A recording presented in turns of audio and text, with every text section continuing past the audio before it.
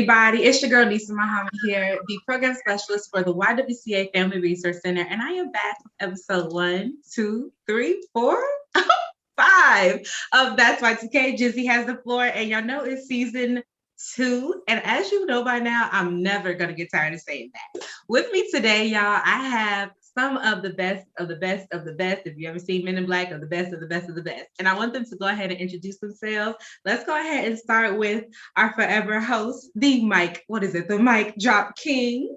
Introduce yourself, sir. Hey everyone, it's me, Stanley, and I'm just really excited to be back here for all of season 2. Well, hi, I'm Jalen Wilson. I'm the case manager at the Family Resource Center. Hi, I'm Will Brown. I am a incoming sophomore at UAB. All right, so we got scholars and dollars on here, okay? Case managers and students and sophomores and our mic drop king. So it's about to go down. I'm super excited, y'all. This month, if y'all don't know, May is Mental Health Awareness Month. And what better way to follow up our conversation last month on exhaustion, beating the burnout, right? We don't talk about burnout, no. Okay. Anyway, so this month we're calling the episode Mindful, and we're hoping that by the time we all leave the conversation, that we are feeling enlightened and feeling a little bit better about our mental health practices. Before I begin, y'all know I have to give my disclaimer. The views and opinions expressed in That's whY2K, Jizzy has the floor, are those of the panelists and do not necessarily reflect the official policy or position of the YWCA Central Alabama or any of its affiliated entities. Everybody got it? That basically means that everything we say tonight is our own opinion or something that we looked up on the good old Google. All right. So, I know we're talking mental health, y'all, and I know we're supposed to always be mindful of mental health. So I'm going to let y'all know now that, bless your heart, that we have to start off heavy, unfortunately. So y'all watch the news. And if you don't watch the news, you stroll through the social media.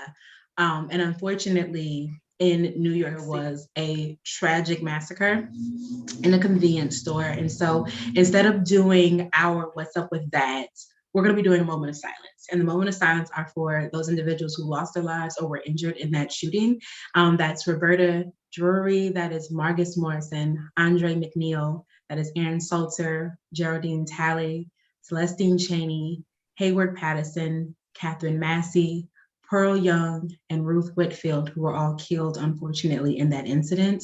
And then, of course, our moment of silence is for Zaire Goodman, Jennifer Warrington, and Christopher Braden, who sustained injuries.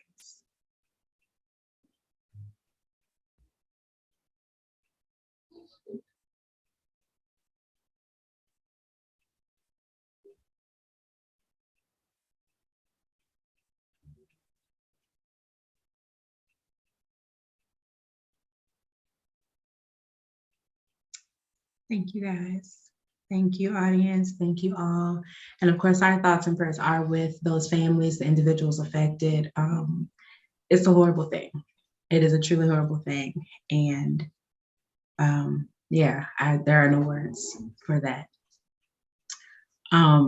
I'm going to try to lift y'all back up here. That is the goal. That is the goal. But in thinking of everything going on in the news and stuff, I do want to encourage you all to unplug if you need to. I get it. Social media is for socializing, but we don't have to socialize all the time. It's okay to charge your battery, especially when there's a lot to take in. Yeah, I think we all agree. Before we get started, how did we all end up in Black and or white today? Who did this? Who's the celebrity stylist that put this together? It's very much giving Met Gala, like we all had a theme and we stuck to it. Yeah, okay. All right, y'all. So typically we do something, and what's it called, Stanley, typically? Normally it's called This One Time at Band Camp. This one time at band camp, because I never went. Mom, we got to really talk about why I was neglected with the whole band camp thing. I really wanted to go, my good sis. However, this time we're going to do something else called Campfire Sing-Along. So guess what? We're still at camp, guys. We are going to analyze some lyrics from one of my favorite songs that ties into today's topic. So, does anybody listen to India.Arie? Are y'all like up on my good sis? Will, what is that face? I think India.Arie is like more millennial. So yeah, of course.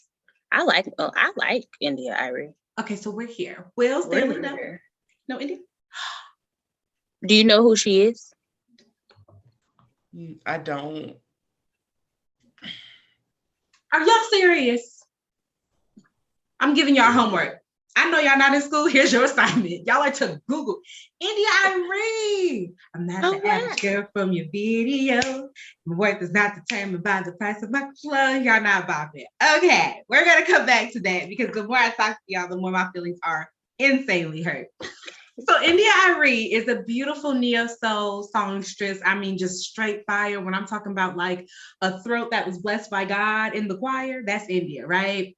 She makes you want to sip tea on your porch on a warm summer day. It's beautiful. And so she has a song called Slow Down. It's one of my favorite songs in the world. And it reminds me that when I'm tripping, I need to slow down, right? And the lyrics go like this. Y'all listen and tell me what y'all think, okay? I'm going to sing it to y'all. No, I'm kidding. It goes, slow down, baby. You're going too fast. You've got your hands in the air with your feet on the gas. You're about to wreck your future, running from your past. You need to slow down before you go down. Wow. See what I'm saying? And imagine it with her guitar, because she plays the guitar. So she's I'm telling y'all, it's a good song. But so those lyrics, how do they hit for you? What do you think of? What do they bring to mind when you think in terms of like mental health or life itself?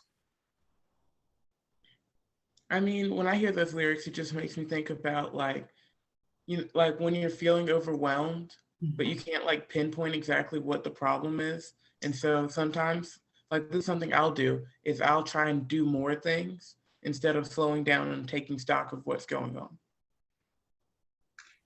Okay. Yeah. I think of a song like Slow Down and Smell the Roses, like what the saying, not song. So when a lot of people tell you, oh, well, did I take it? That's exactly what I was thinking. Slow down and smell the roses. Sometimes in life, you could be so overwhelmed with what's going on throughout the work week or the school week that you're not necessarily paying attention to the small things, like you woke up that morning, you're healthy, you have food on your table. So that's what I think of when I hear the song Slow Down. I like that. Oh, well, expound. We just, I think a lot of people get too enveloped in what's going on in the world around them that they don't appreciate those little things, like Jalen said. Just the simple stuff in life. You need to be appreciative of that stuff. Yeah, absolutely. Y'all are all on it. So this is about to be so dope. Absolutely. I agree with you all. And I think about the part where she's like, like you got your hands in the air, but your feet are on the gas. And like everybody in here drives or has driven a go-kart or something. And it's like, do you know how out of control you really are if you just press and go? But you're like, well, it is what it is, or whatever happens. And so it really is a good reminder that like, even though you can't predict life, it's okay to kind of pace yourself, put your hands on that wheel and kind of guide yourself as best you can, because it reminds you to pay attention. It's like, pay attention. If you're driving with your hands in the air, you probably looking in the back seat, telling somebody sit down, be quiet, you're on the aux, then you're missing what's happening in front of you, or probably a pretty cool scene on the way. So I definitely agree with y'all. And that's my TED Talk. So yeah, I know I'm coming with disclaimers. That's my favorite thing. And I wish y'all could see my skeleton, y'all. It's in bright red, so I don't forget to say it, because, right, I'll forget. But these conversations may get a little heavy, y'all. We're talking mental health, and that's not always an easy thing. Y'all saw the moment of silence we had. It already kind of started on a heavy note. So we may touch on things like self-harm. We may touch on things like depression, anxiety, mental illnesses, things that could be deemed as inappropriate for certain age groups to view alone. So adults, please ensure that you're checking in with your young person if they're viewing this month's episode. None of the panelists in this month's episode are licensed medical health professionals, okay? We are not doctors and lawyers. We're just not. That's not our testimony for some of us yet. However, tonight's discussion are our opinions and our personal experiences and just our thoughts. So we want you all to make sure that you are taking care of yourselves, stepping away if you need to. And of course, panelists, that goes for you as well. If we need to just kind of take a little break, ski, that's cool as well. We want to be as kind as we can with this conversation. So everybody good with that? Yes, no, maybe so? All right. Right. Let's get into it. So how are y'all doing? I heard earlier before we got on camera, I heard that Stanley and Will are out of school. So they said, education, wake up early, where, right? Jalen, we're adulting big time, so we don't get no days Hold on, off. wait. I'm out of school. We got out of school too. Okay, Jalen got out of school too. Well, I assisted with some classes as well, like helping students and stuff. So maybe I'm out of school as well. So we're out of school, y'all. Winter was tough on us. The rainy season was kind of awful. We're in spring. We're in summering is what I'm calling it, summering. So how are we doing? Honestly, I'm doing much better. I'm doing pretty good. I like that. I'm here. I'm alive. I'm appreciative. It's Fun Friday. So I mean, hey, I had a wonderful day. That's beautiful. What's up, Will? Yeah, no, I've been better, but I've also been much worse. And I'm just kind of thankful I'm not that much worse. I like that. I love the honesty in that. That's what's up. That's what's up. That's your slow down moment. Like, I know where I am, I know where I've been, and I know where I couldn't. So I'll take that. I'm good right now, y'all. Full transparency, it's been a what I want to say, a month. It's been a month. Don't look like that, Jalen. It's been a month. But something about Y2K always gives me like a lot of energy. Something about knowing that we're about to kind of get into these conversations always kind of hypes me up a little bit. So yeah, I'm, like Will said, I'm good, but I've been worse. Well, yeah, I love that. So hold on to that, y'all, because I'm gonna ask y'all again at the end of this conversation how we're doing. So I heard Stanley and Will say, like, I'm good. I was kind of, but I'm good now. We're going to talk about seasonal depression because I do think that a lot of people don't realize that a lot of our happiness comes from,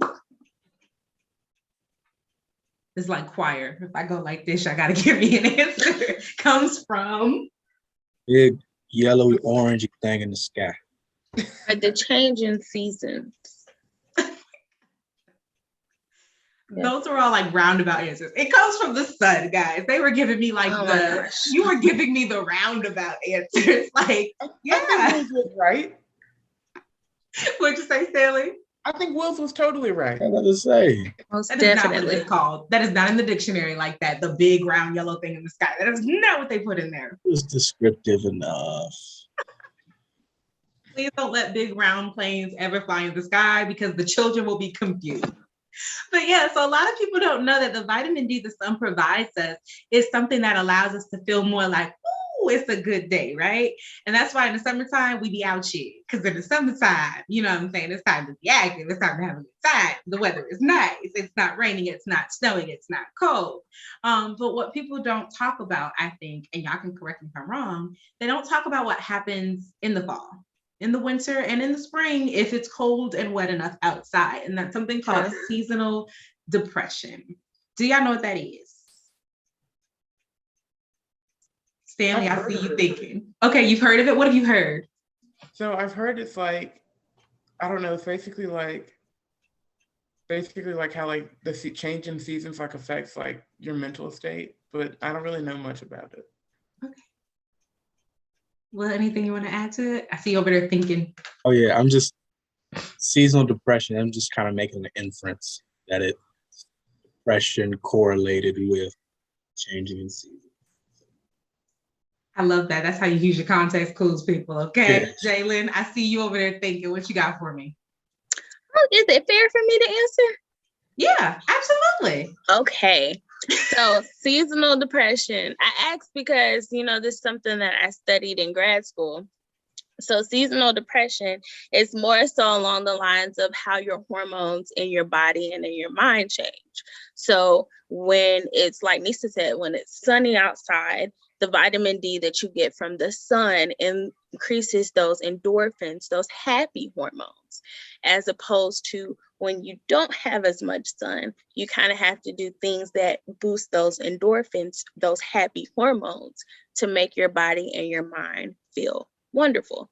And typically it drops when seasons change because you don't see the sun as much.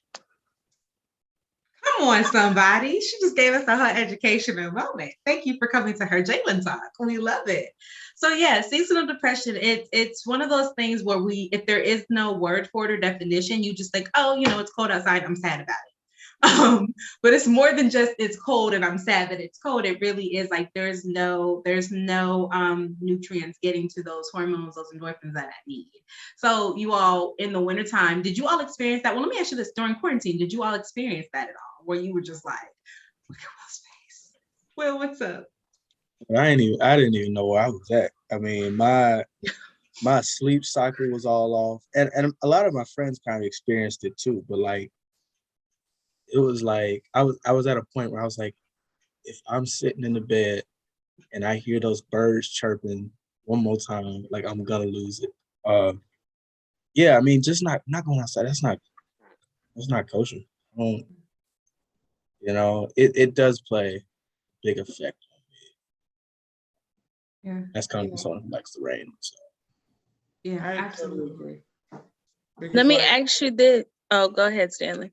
I was just gonna say that, like, when you don't have to like go to school every day at like 8 o'clock in the morning and you can go to sleep whenever, it just messes everything up because like you're waking up at a totally different time and the sun's going down. It's like it's a nonstop vacation. It's horrible. It's great, but it's horrible. By day 6, you feel like what's the man's name from Castaway where he was talking to the volleyball? Like that's how you feel. You feel like where am I and who am I and what is the purpose of life? And you know what's weird during quarantine? I don't know about you all, right?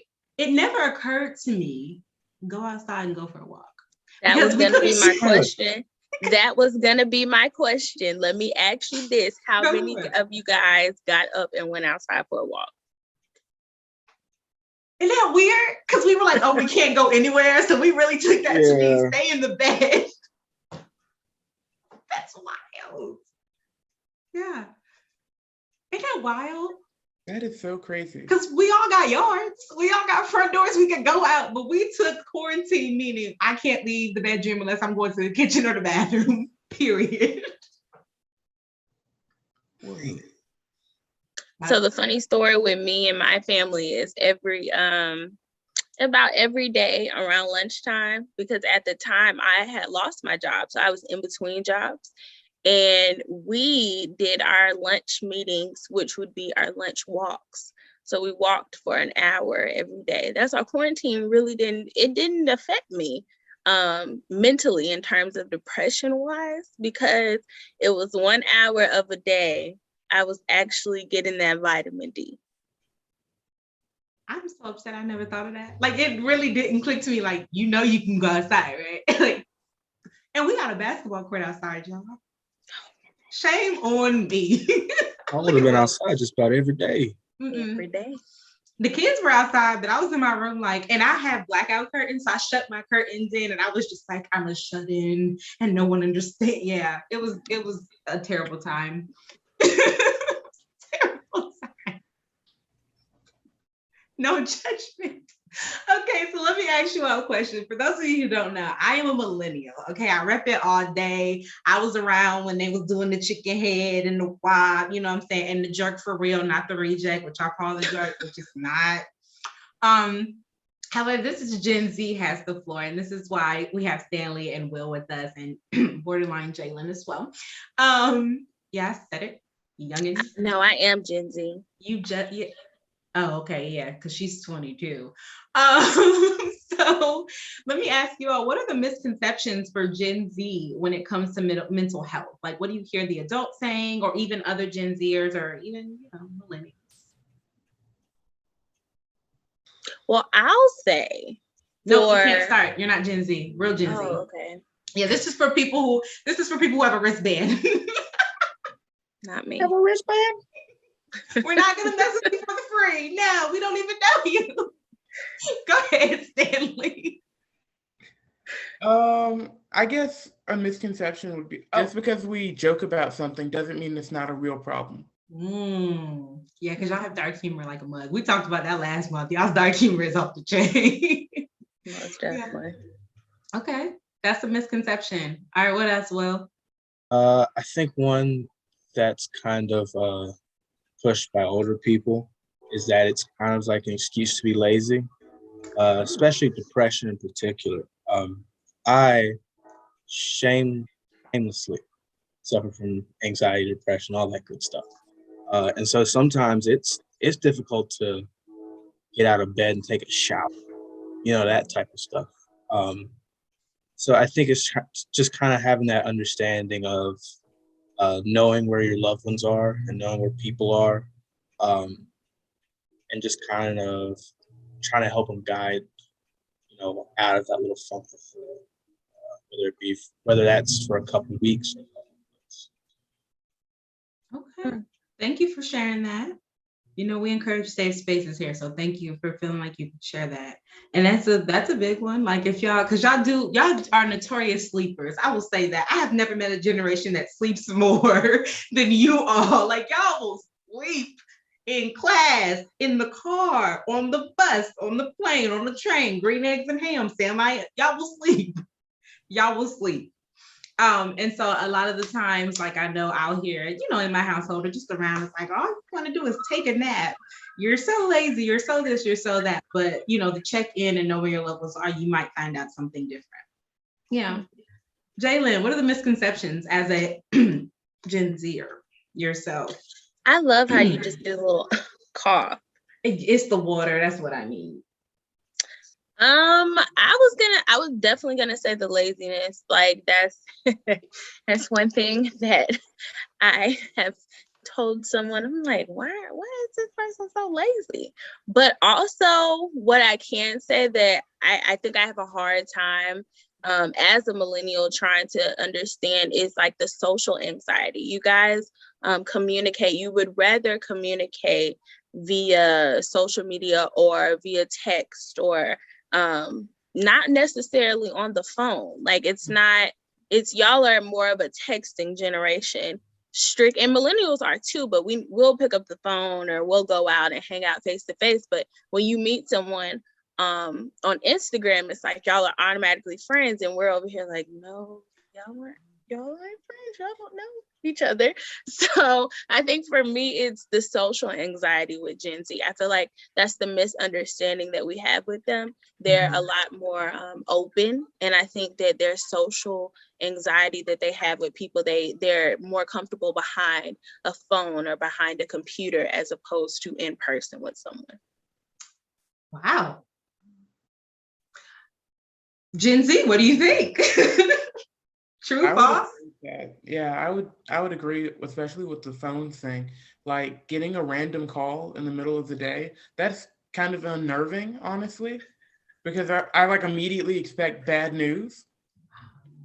But because I don't know, my friends just don't. I expect my friends to like text me or meet me somewhere. So like if they're gonna call me, I feel like it's gonna be something like serious. But I feel like part of the reason behind that is like I feel like we're conditioned to like have to be open and have to share everything with social media. So like with texting, it's almost like we're trying to like commit to that idea of like sharing without actually having to do it. Thank you for explaining that. Yeah, it's like a virtual boundary, because it's like if I want to read this, I can. Or if I just want to kind of get back to it later, I can do that. And it's still like you can't say I haven't communicated.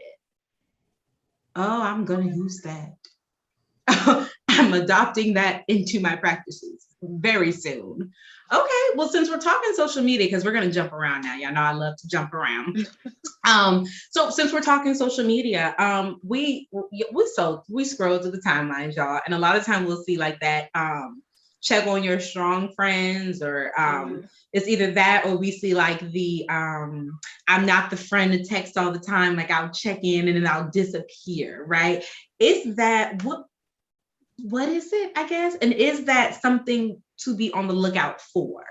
Because a lot of times I hear a lot of students say like, oh, I'm just a bad texter, or they'll say like, oh, sometimes I just don't want to talk. I just want to kind of be to myself. And it's like, is that a warning sign of something else, in your opinion, from what you know about your generation? It definitely can be. But it all depends on the person. You know, some people just, you know, they like their time by themselves, and that there's absolutely nothing wrong with that.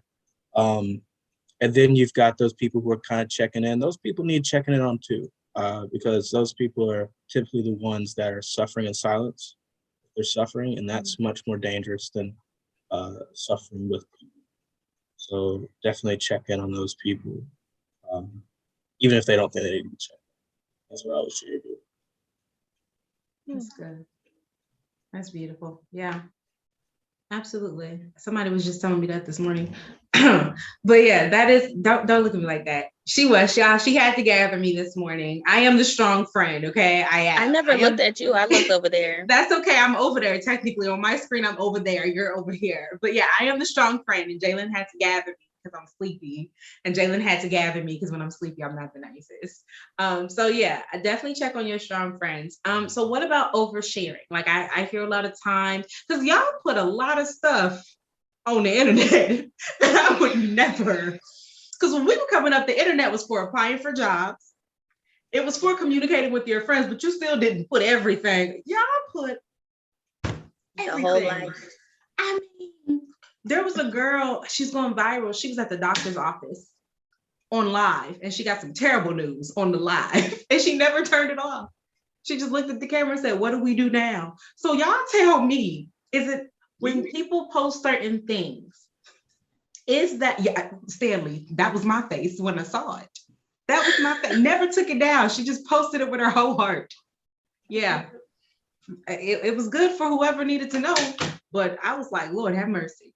So when people are posting certain things, right? Because a lot of times I've been seeing, unfortunately, a lot this month, a lot of young people who post on social media and then they go and they do something as drastic as they take their life, or they attempt to.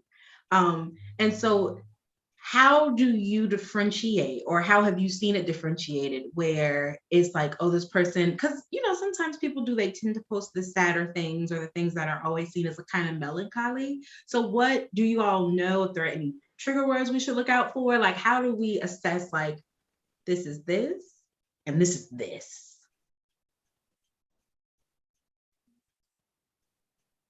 I know I stumped y'all. Yeah. Because I know sometimes, like, y'all see, like, maybe even y'all's peers or y'all's friends who will post something and you see it and you're like, let me check on this person. But then if you constantly say it, I don't want to say you get desensitized to it, but it is almost like oh, that's just what they post. Jalen, what do you think? I see you over there thinking. Help a thug out. It says, help us out. All right. So it can go for one or two ways. So when you're thinking about how a person is, generally, is the person a type of person who's always bubbly, or who always says, when someone asks them, how are you doing? They'll turn around and they'll say, oh, I'm good. How are you? And they'll always deflect from their own self. That's one of those strong friends. That's one of those friends that you might want to check on. That's one of those friends where you're like, no, like, for real, how are you? Like, let's not talk about me. Like, bring it back. How are you? Check on those friends that you see them spiraling out of control in actions that they typically wouldn't do, like party. I know for our age, things you can, well, for Nisaa and I's age, things you can look at is partying a lot. Partying a lot, doing dangerous things, doing more harm to themselves, and doing harm to others.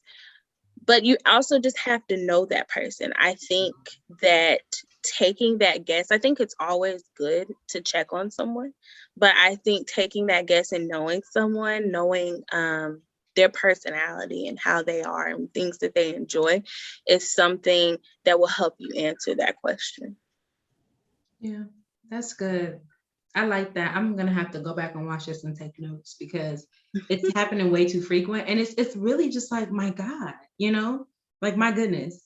And I think about, have you all ever, and I had this happen this week, have you all ever thought of, like, somebody you haven't talked to in a while? Maybe it's been like a week, 2 weeks, maybe a month, and you think of them and you're like, oh, I'm gonna give them a call, and then you never give them a call because, like, you just forget.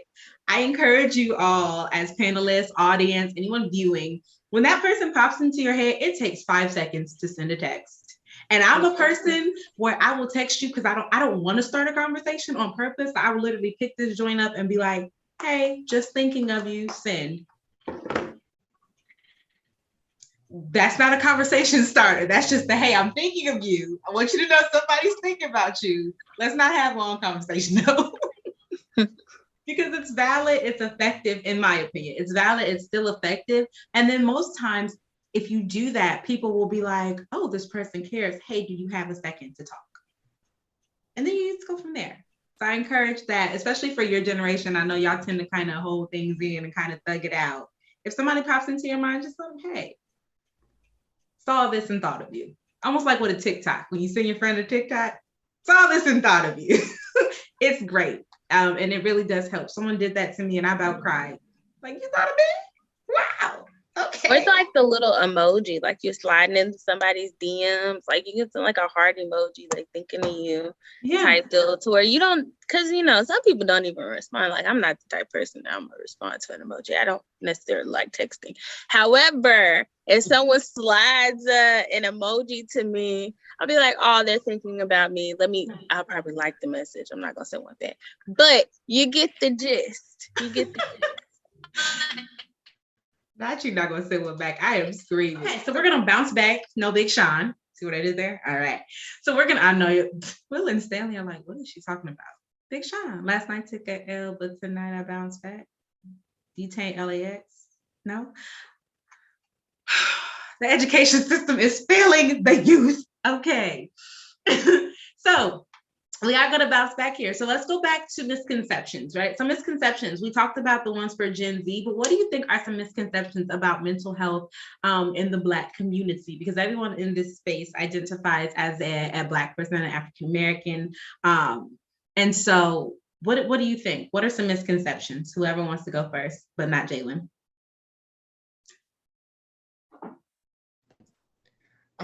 I guess one misconception would be that we as Black people can, I don't know, I guess like weather the storm with like racism and like seeing that constantly and experiencing it and just be fine and move about our lives like everything's okay.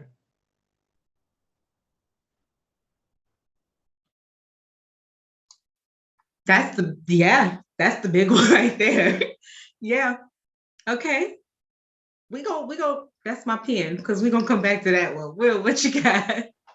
Yeah, I was just kind of gonna piggyback off what Stanley said. I think that as Black people, we work so hard and we can be so strong, and sometimes we can be a bit too strong. We can carry the weight of not just the world, but the solar system on our backs at times. And so I think that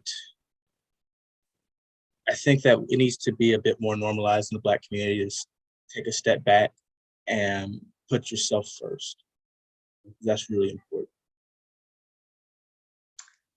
Listen, okay, Jalen, you feel me? Because yes, they did that. Okay. And I like that. Y'all like assisted. Okay. I see that. They Shaq and Kobe that thing. Okay. Jalen, what you got for me? You already know what angle I'm gonna come from. I'm gonna come from the angle of the mental health therapist, because your sis is the future mental health therapist. In the African American community, it's always looked at as if you go to a therapist, you're crazy. All you gotta do is pray. If God made doctors for you to go get a checkup, if God made a dentist for you to go get your teeth fixed, he made a mental health therapist for you to go get your mind checked on. And that's what I feel like we as African Americans have to do better. We have to go just talk to somebody. Just talk to somebody, whether it be a life coach. I told someone that this morning, whether it be a counselor, whether it be a therapist who's licensed, a doctor, psychiatrist, whatever the case may be, talk to someone. When you talk, you feel better. Thank you for coming to my TED Talk. You're gonna stop saying that before we gotta pay them some promo. No, y'all are definitely on the money. I'm gonna say my point, and then Stanley, you and Will like said something that like stuck with me, and it ties into Jalen's. I think mine is that because sometimes you have people who are like, yeah, you can go ahead and talk to someone, sure, go for it, right? But then you tell them like, oh, I saw a psychiatrist and they prescribed me this, and then once they hear that, they're like, you taking pills? You doing drugs? You that, and it's like, okay, understand. Let me tell you how this works. Mental health. Mentally, there's a chemical not getting to my brain. So this drug here, this pill is mentally gonna give me what I need in my brain. You understand what I'm saying? That's what I feel like is not connecting. It really is like Jalen said, there's something here that scientifically can help you to balance yourself out. Even if you take a holistic approach and you do things like the roots or the ginger or the whatever, you're still taking something to give you the thing that you need. So I feel like that's the biggest misconception. It's like, oh yeah, go talk to someone, go this and that and third. But the minute you say I am on this pill, this sedative, people are like, oh, you that type of crazy? No. I'm that type of saying that I know I need the help and I'm gonna take it by any means necessary. So that's mine. But you, and like when I say y'all's all tied into, I'm flowing, look at it flow, guys.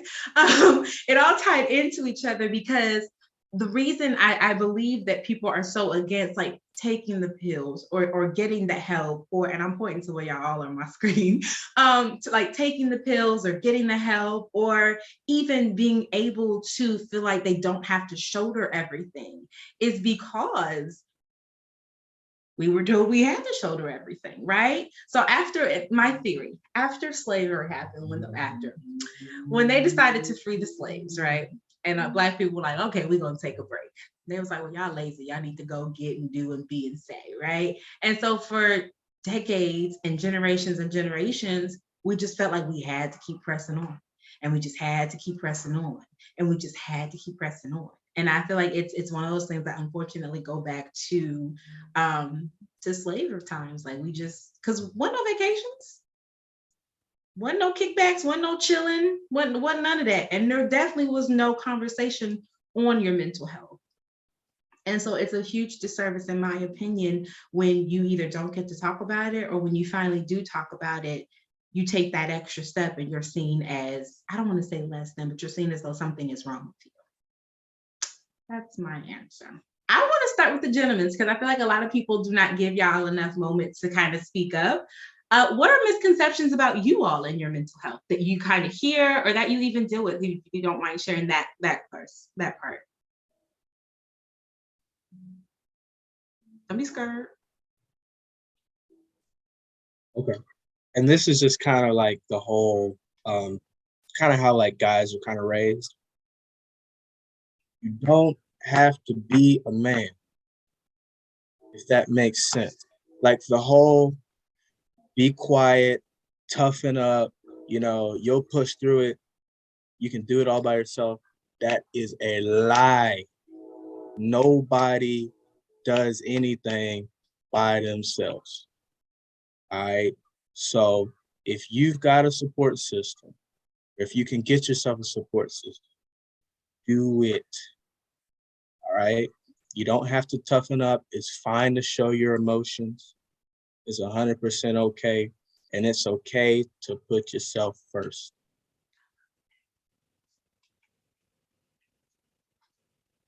Well, my favorite statement is you are your longest commitment. So I agree with that wholeheartedly. Absolutely. What you got for us, Stanley? I feel like Will just said it all, because like that's the big thing, is like you're not allowed to cry. You're not allowed to show any emotion that doesn't, help you do something that is active, or do something that is, whatever people are telling you that you have to do. And so I think it's hard to like take stock of our emotions, because a lot of times what happens is we have emotions and then they get turned into things that we're not really feeling, like anger, or resentment, or we maybe move away from a situation instead of addressing it. And that becomes a problem in families. Y'all heard him say it. Y'all heard him say, and these are two young men who are exceptional. And when I say exceptional, I'm talking about if ever there was like an issue and they were like, yeah, and who speaks for the women in the room? I would trust them to go in there and do what needs to be done. You know what I'm saying? Great allies for just people in general who are different from them. And that could be class, color, creed, race, whatever. So y'all heard him, man. You ain't got to be the, what is it? Toxic masculinity and all that good stuff. Yeah, I like that. Jay, what you got? As a female, yeah. As a female, misconception about your mental health. I think it would go back to what Stanley said about being the strong person. Like as a female, you're supposed to be the nurturer. You're supposed to be the one that carries. Okay, I'm gonna keep it real. As a Black female, you're supposed to be the one that carries the weight on your shoulders. You're holding your family up. You're holding your significant other up. And we're taught this as young girls, you know. I hate to say it, generational thing, but like Nisaa said, when you go back to slavery, like the grandma, the mom, she was the backbone. She was the one that helped everybody stay together and nurse all the babies and keep the families together. And so I feel like that's the struggle. That's the misconception as a woman, but as a Black woman, a lot of people don't know, but postpartum is the worst, especially for Black women. It's the worst. And so having to care for everyone else, you tend to kind of forget about yourself. And so that's something that touches me the most. Yeah. I like how we all have the same, it's literally the same across the section, like the intersectionality of it all. It's like as people, we're just like, this is the problem. I think for females, I'll add that, and I hear this one a lot, y'all, and it drives me up the wall, down the street and around the corner, is that we're, for lack of a better word, we're crazy or we're too emotional. I don't like that. Or like, oh, you think too much, you overthink too much. That drives me up the wall because it's like someone has to be the analytical one. Like, and that comes from having to figure it out. You know what I mean? So it's like that one really bothers me. If I am asking a question and you give me an answer and I am pondering, it's because I'm trying to put pieces together. And I'm not talking, oh no, I'm trying to catch you doing something. It really is okay, do I need to figure out like my next move here? Do I need to figure out if I have to make adjustments here? It really is it's being a person. It's almost like when you call someone and you're like, hey, what's your schedule like today? Oh, well, let's do lunch at 3. At that point, you're fitting your day around that 3 o'clock lunch. And so I feel like when women do that, or when we ask certain questions, we kind of get turned into like these obsessive, crazy whatevers. And I don't like that. I don't like that at all, because it don't work. That don't work for me. That's rude. It's very rude. So yeah. So Jalen, I'm gonna flip it. You ready? As a woman, right? What misconceptions do you hear about men and their mental health? And you can't use your answer. Ha. Well, Stanley, I'm coming to you next. Okay, so I will say I'm not using their answer. Okay. The misconception I have for men is they don't like to express their feelings. So we'll say they can express their feelings. Well, I always went or always thought that they couldn't express their feelings. And so as I got younger, I realized that they can. So you come back to Stanley. Younger. They can express their feelings. It's just the safe space that they're looking for to express their feelings. So Will, I like that. I see what you did there. Okay. She took it and she flipped it and she reversed it. Missy Elliott style. Please tell me y'all know who that is. Okay. Yeah, I got that one. I got this. Okay, y'all can survive. So Stanley, Will, either one of you all, what are the misconceptions that you all hear about women and their mental health? I don't really know if this is like a misconception. I just think it's something that happens a lot with guys. It's where it's because I guess girls are often more confident or comfortable with like their emotions and expressing them. And so a lot of times guys don't really give women for whatever number of times they kind of like just shut down and tune out. Oh. So I guess the misconception is that we talk about our feelings too much. I like that. That's a good one. Yeah, that's a good one. All right, I'll take it. Will, what you got?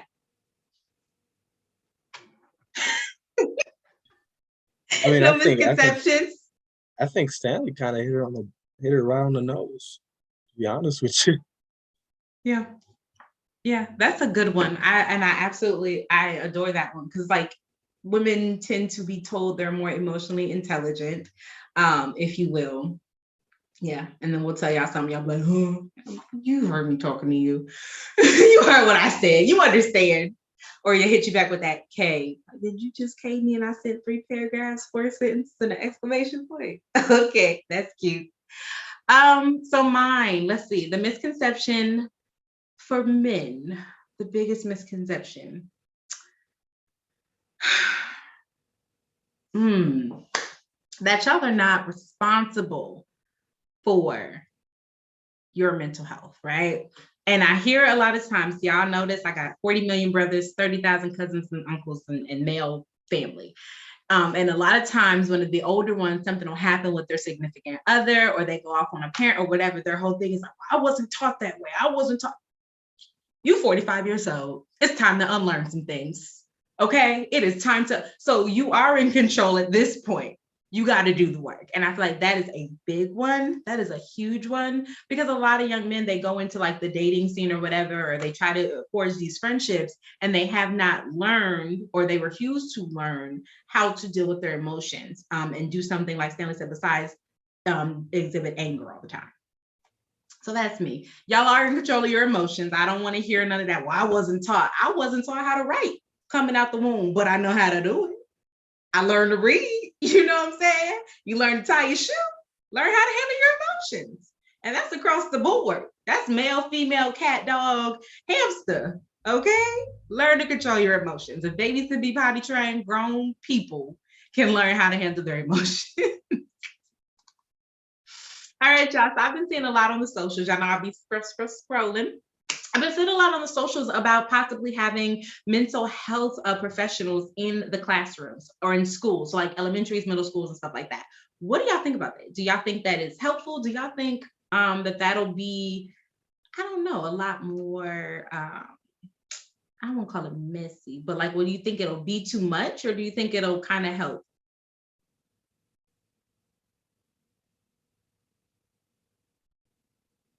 I think it'd be great. There's only, as great as school counselors are, sometimes there's only so much that they can do. And sometimes you need somebody licensed. I don't want to say that knows what they're doing, but they're specialized in being able to kind of work out what your emotions are, work out what you're feeling, and kind of put a game plan in for it. Because I mean, outside of school, you know, some people, you know, life's not great. Mm-hmm. You know, that's a real simplistic way of putting it. But yeah, school can end up giving you some other stressors, and having people in there that can be a resource that you may not be able to have access to otherwise is always great.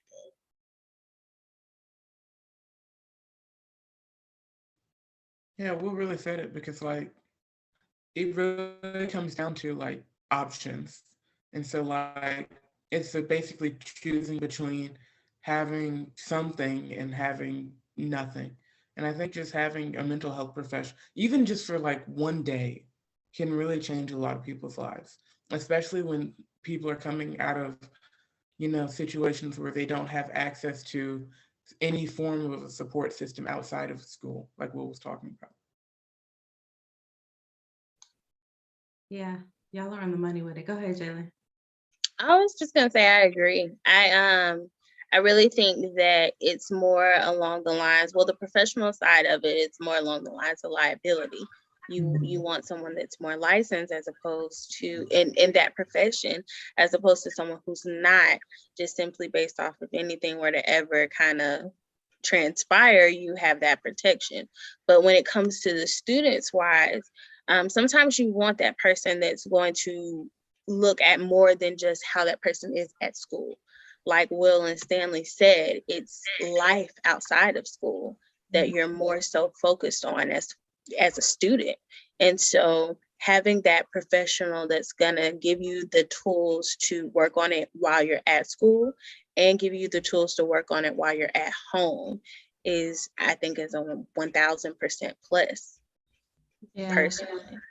Yeah, I agree. It makes me think about how much more I would have known about my anxiety if we had someone like that in school. Because I can tell y'all clear as day, and I think I talked about it in last month's episode. I just remember standing in the auditorium, and one day I just collapsed in tears, and they carried me out.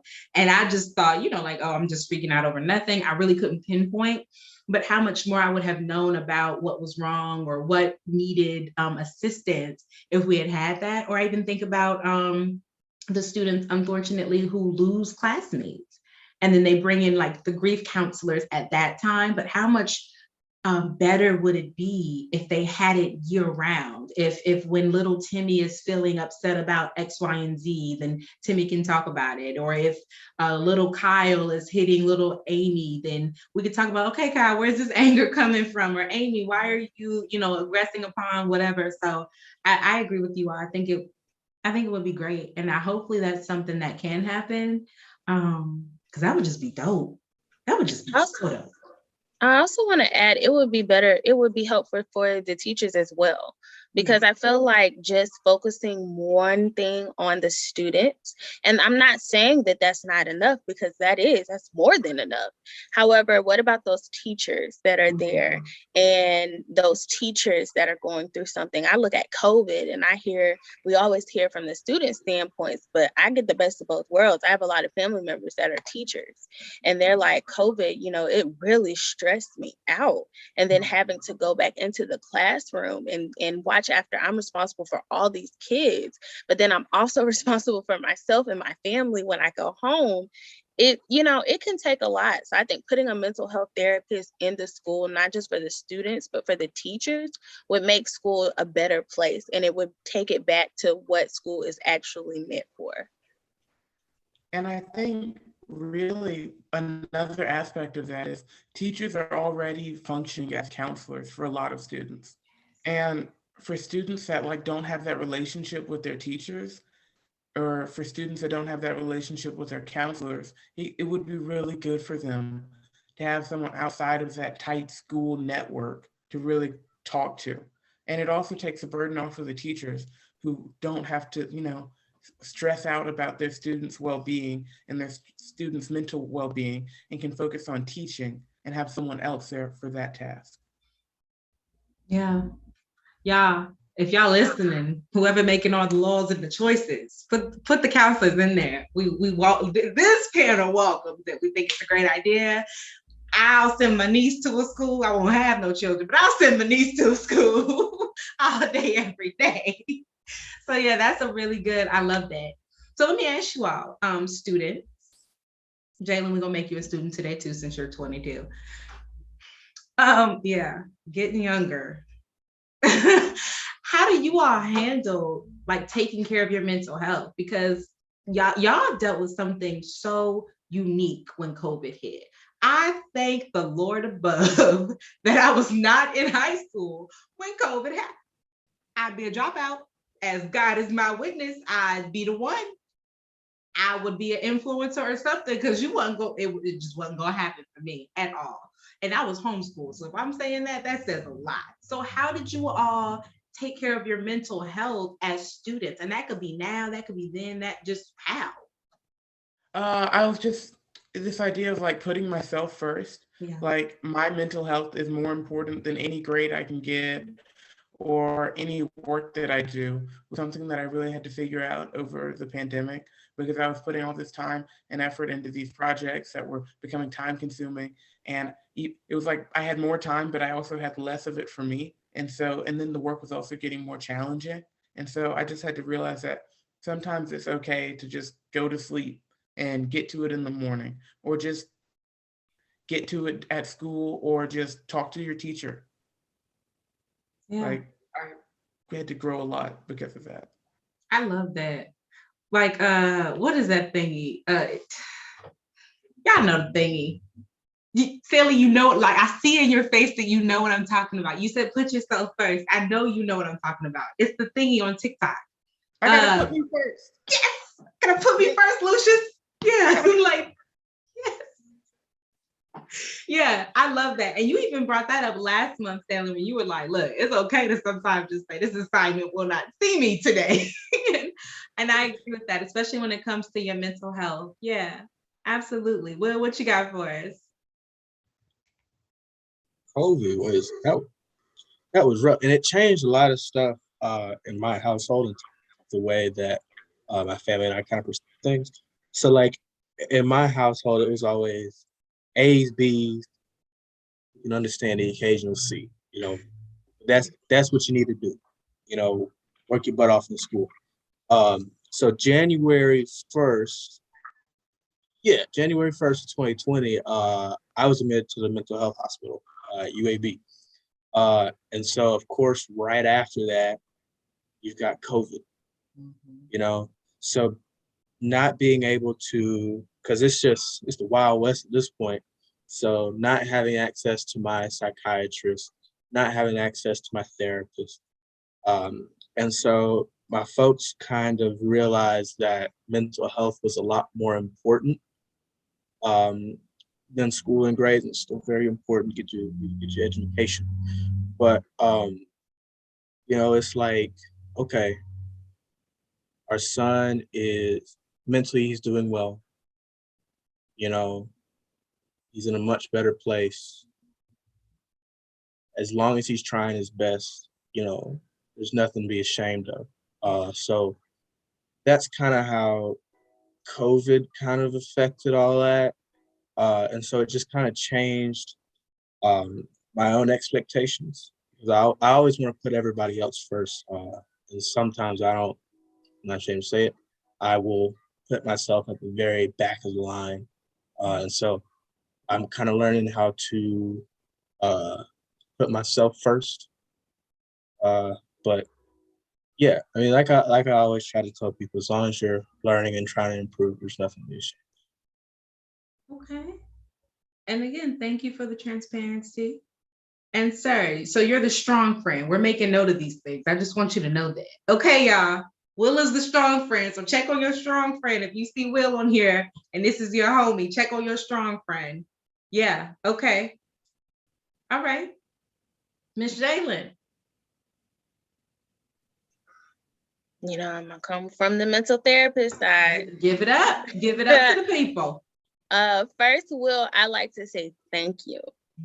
Thank you for sharing that, because I'm gonna be honest with you, a lot of people feel that way, not just during COVID, but in life in general. Like they have to really like take a step back. And I say they, let me say myself included. We have to take a step back and say, it's okay.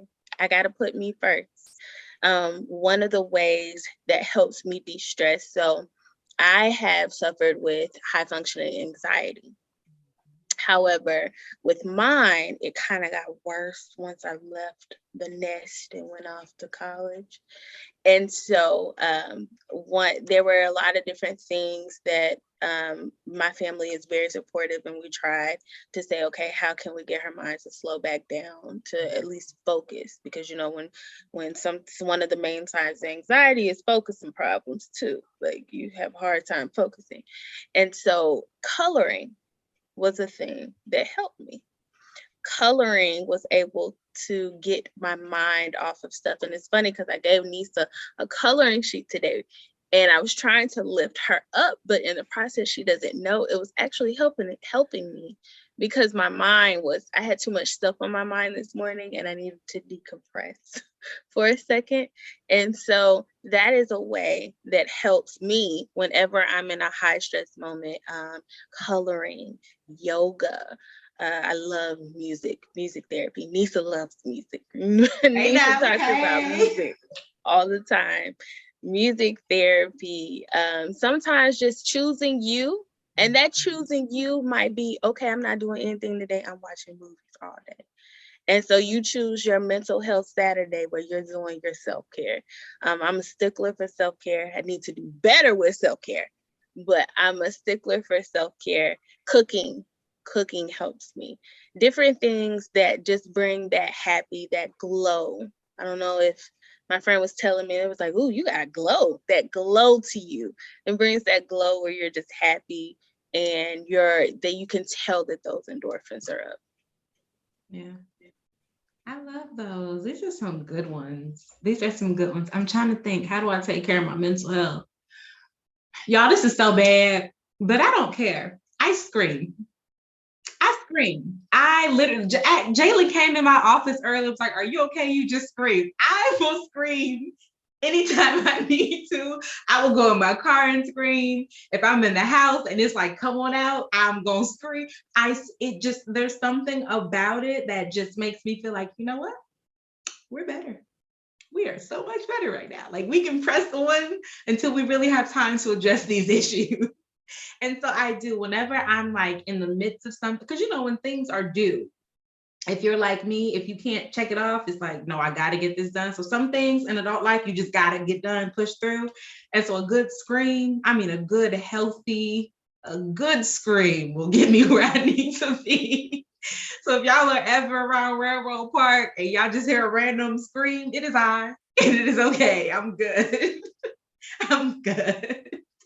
So yeah, I do. I will scream and feel like when you take the lid off of a pop and it finally gets the fizz over and then it calms down, I'm the calm after the fizz over once I've screamed. It's so weird, but it helps so much. So yeah, that's me. That's so weird. Yeah. Okay. So we're going to get into some questions, y'all. We are moving along. I love this. So some questions. What advice do you have, any of you all, for young people who are struggling with mental health, even if they can't identify what the problem is? Because, you know, like Jalen said, you may just notice a change or whatever the case may be. They may be feeling it, but they don't know what it is. I have a really dear friend who, she thought something was wrong for a long, long time. And I'm talking about her childhood. She just felt, and she is now 20 something with children. And she's just now able to go and get the help that she needs. And it turns out she does have some things that she kind of needs to work through and work on as far as mental health goes. So what advice do you have for people who just kind of maybe don't feel right, but they don't know how to bring it up or address it or say, Mom, Dad, this is what's wrong? I always tell people that the hardest thing, or one of the hardest things that someone can do, is ask for help. Mm-hmm. And quite honestly, it's one of those things where you just gotta take that jump. You gotta take that leap and ask for help. You know, it sounds simple and it's really difficult to do, but take that leap, ask for help. Yeah, I like that.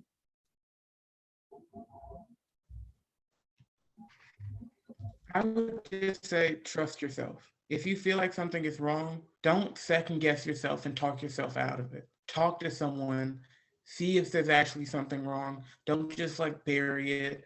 Don't just ignore the problem. Or even if there's not a problem and you find out later that everything was fine, it's better to know that you're okay than to guess. Yeah. Jalen? I don't have anything to say after that. What they say.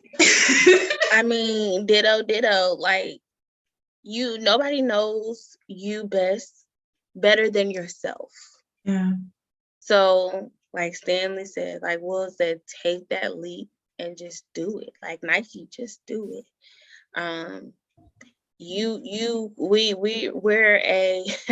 as humans are, let me Google my symptoms. Oh, I'm diagnosing myself. I've been diagnosed with this. We got to reel that back in. Instead of thinking of like the negative right off the bat, and Mom, yes, I am calling myself out. I am one of those people. Instead of diagnosing ourselves, just tell someone at the doctor, just say, hey, like, I'm having a hard time getting out of bed. Yeah. You know, I'm like extra tired, or my mind, this is my favorite one. My mind is just not giving my mind, if you know what I mean. And that right there alone is saying, yeah, I'm taking accountability. I need that help. Yeah. I triple ditto to all they said. It is, and you learn so much about yourself sooner that way. Like I know, like I'm so in tune with not my mental illnesses. I'm so in tune with my X-Men capabilities, okay? Because that's what I used to tell my students they were called. Because I had a young gentleman, he's my little angel face. He was dyslexic, and so we called them X-Men capabilities. And so my X-Men capabilities are so in tune. Like I know, okay, you need a week off this medicine this week because it's making you act like this. But don't take too long off of it, because the next thing you know, you're trying to bite people's head off at the office because they asked you how your day was going. Don't look like that. I said I was sorry. I deeply apologize. I looked you in the eye, okay? I'm sorry. I was just looking at my toenail polish. I'm sorry, Jalen. But I'm in tune. I know when I need to take a step back. I know when my anxiety is about to get out of control and I need to go lay in my car. Like these are things, so the sooner that you take the leap and ask for help, the sooner that you trust yourself is the sooner that you can be in tune enough to know, okay, this isn't working. Maybe I need to up this. Maybe I need to down this. Maybe I need to try another route. So definitely do the work. Parents, what if I see I have a parent who struggle with, I don't want to say accepting because that's a rough one. Well, parents who are not, like, they notice, but they don't want to come off as being too overbearing, or they don't know what to do. Because for a lot of our parents, this stuff talking about mental health is as scary as talking about other stuff. So what advice? I want to start off. And I want to say it is not your fault. It's not your fault. You didn't do anything wrong, Mom. It has nothing to do with you standing by the microwave when you were pregnant. Okay. I need parents. I want parents. I desire parents to know it's not your fault. You're doing the best that you can. Your kids even know it's not your fault. Okay. So I feel like as soon as parents can accept that, change can come. Okay, Jalen Cook. Oh my gosh. Get it, Sam Cook? Okay, no, all right. Yeah, I like that one though. Yeah. Stanley, what you got for me? I love how they play this game of like rock, paper, scissors, but it's only with their eyes. They're like, rock, paper, scissors. I lose, man. Yeah, no, I mean, Jalen's exactly right. I mean, like, I think Jalen's 100% right. It's parents, it's not on you. I feel like my folks kind of shoulder the brunt. My internet. I don't know if it's my internet or my laptop. Yeah, but parents shoulder that brunt, and it's a chemical imbalance. That's what depression. It's a chemical imbalance. It's not on you. You did nothing wrong. it just kind of is. And so, yeah, it's all good. I like that. I just think that parents need to understand that it's okay not to have all the answers. That there are people who have spent their lives working on this and helping children and helping adults work through mental health issues, and that it's okay to look outside of the family for help. Y'all better come on. Like, y'all better come on. That's what I'm talking about. Drop the bombs on them, people. I love it. I would say listen to your young person. Listen to them, because let's say you were, as a parent, let's say you were blessed enough to grow up in a household where mental health was discussed, or even you took the initiative to get a therapist. This generation is so different and so special from what we've ever seen. Their minds, the way they handle things is different. So listen to what they're saying, so that you're not typecasting them. Like, oh, well, so-and-so's son or daughter did this, or they had this, so that must be what yours is like as well. It's not. It's all different for everybody. It's different levels. It's levels to this, okay? Everybody is in their own bracket with this thing. So just pay attention, advocate for them, advocate with them, because it's not just enough to say, okay, I'm here for you, I've got you. Teach them how to speak up for themselves. Teach them how to say, this doesn't feel right, or I'm not okay in here, or hey, doc, I kind of need, I think we should, because I had to advocate for myself in my big old age. I was like, Mom, can you call the doctor and tell him I need? She's like, no, call your own doctor. Like, you grow, you know my insurance no more. And so it's like, okay, let me advocate for myself. Hey, doc, I think we need to up this because I feel like XYZ 1, 2, 3, ABC, right? So advocate, listen, and teach them how to to speak for themselves and that good stuff. So yeah, that's it. This might be my favorite episode. I say this every time. I think we only get better with time. Like Jalen, we only get better with time as we reverse. All right, Stanley, do you know what time it is? Is it time for 20 seconds or less? Yes. Well, you look so concerned. Don't be. This is our absolute favorite time of the episode. 20 seconds or less is a game that we play where we put your speed to the test. We are going to give you a word, a scenario, and you have to finish it, complete it in 20 seconds or less. I know it sounds easy, but when that clock is ticking, yeah, it get real. Because I've only won one game this year. Just one. And I claim to be a pro at this.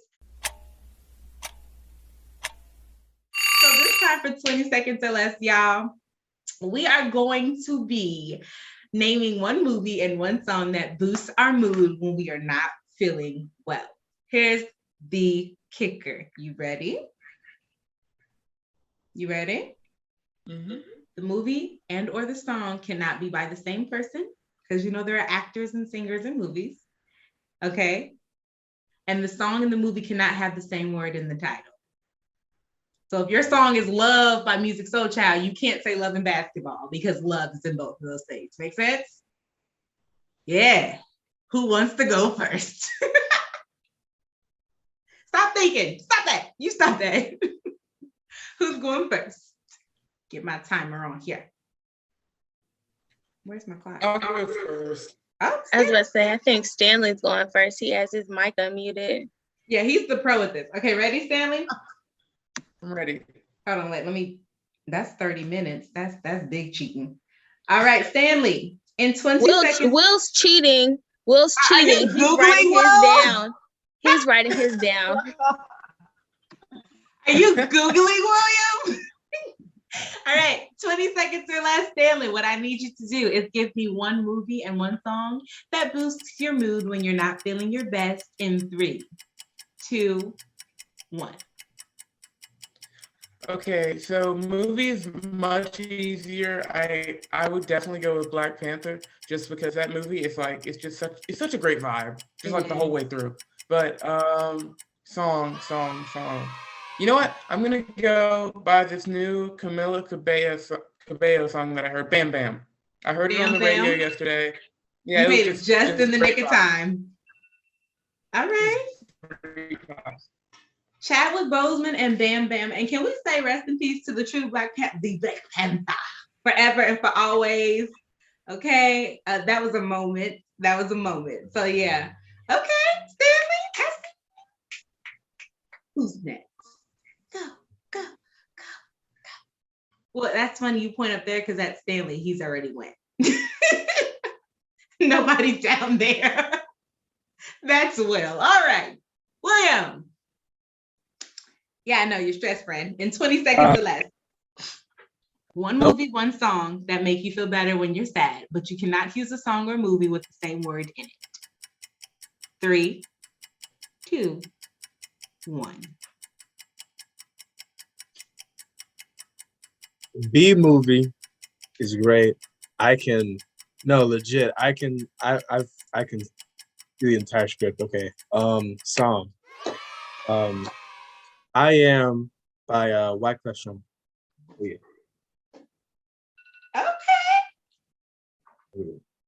First of all, B movie fits your aesthetic. Like I can see you thoroughly enjoying that movie. Oh yeah. Oh my God. Especially when he goes, "Bejesus!" Like that. Yeah. Bejesus. Oh yeah. It's wonderful. I love the movie. We're all cousins. Okay. Yeah. All right. Jalen. I'm gonna make it harder for you. You can't use Rain by SWV. Why does it have to be harder for me? And why are we Pick a different discriminating song. against Rain? Pick a different song. We're sick of it. We're sick of it. That's all we heard last summer. We're sick of it. Okay. All right. I'm ready for 3, this. 2, 1. So I'll give you 3 movies. You have Cheaper by the Dozen, you have Game Plan, and you have Cheaper by the Dozen 2. And then 3 songs, Right Here by SWV, Love by Music Soul Child, and Anything Migos, and Photo Shoot by Gucci Mane. When I'm in the mall, it's the photo shoot. And you got about 3 points each. I see y'all. I could put you on Jalen. some music now. But when you need a boost, listen to Rain by SWV. That's literally a sad song. No. That's how it goes. That's how it goes. It's literally the melody. But go off. Do you have better? I love the Game Plan, by the way. The rock in that was hilarious when he had to put that tutu on. So cute. Whew. Okay, yeah. About 20 seconds or less. 3, 2, 1. I'm trying to think. Movies, because y'all know I'm a big movie buff. I love Rent. Rent, yeah. Rent always makes me happy. Either that or Moana. And a song that makes me happy, it's called Put You On. I don't know the name of the girl, but she's like getting back from New York City and she left broke and she came back and it's like, boom, like I'm gonna put you on to this swag. So yeah, that would definitely be my song. Like I love it, it's so cute. And it's very New York summer. Do-do-do-do-do-do. Been around since I've been background, but you're all on my mind, shouldn't I? Hey, so maybe on 113th Street, you might not recognize me. No, you don't like mine? Right. Okay, I came up Skate by Bruno Mars and Anderson .Paak. That song is like so summer for me. To me, baby. Now I gotta struggle to get back. Yeah, you didn't know my chair had wheels on it. I'm the bomb like that. Yeah, that's a great song, Stanley. Great song. I love it. Okay. So we all successfully ended the game. I'm proud of us. Give ourselves a round of applause because I can't remember the last time all the panelists have got it. So woo woo. All right, everyone. So our final good note. We love to leave an audience, please give us a movie or a song in the chat that boosts your mood when you're not feeling, your best. Go ahead and drop that in the chat for us. And then we're going to leave on our good note. So that's one word to sum up how we feel about this conversation, how we feel after having it, or just how we feel in general. Let's start with our mic drop. Hey, Stanley, how you feeling? I am feeling more relaxed than ever. Oh, I love it. We're going to make that one word like a hashtag. More relaxed than ever. I love it. Will, what you got for us? First off, I want to say, Jalen dropping all that stuff is blasphemy. You had like an hour to prepare. But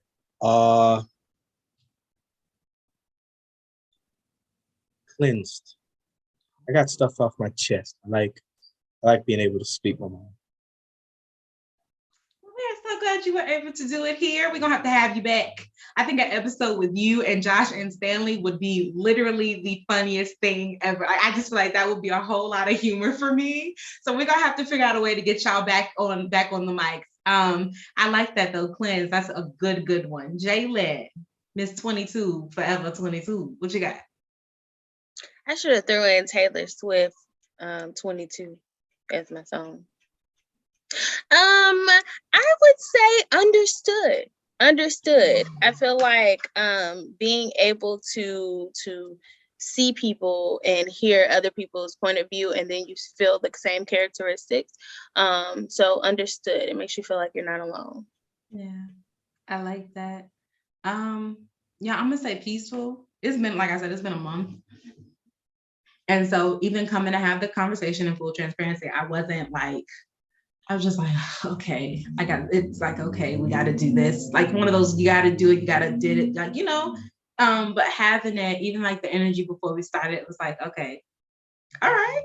And now I'm skating, so I definitely feel more peaceful. Like I can go and actually enjoy my weekend. And, it's not such a, okay, Saturday, countdown to Monday type thing. So yeah. Well, audience, I hope you dropped your one word in the chat. I can't wait to check them out and see what they are. Y'all, I'm gonna get a little serious with y'all real quick. I know I started serious, so I'm gonna end it serious.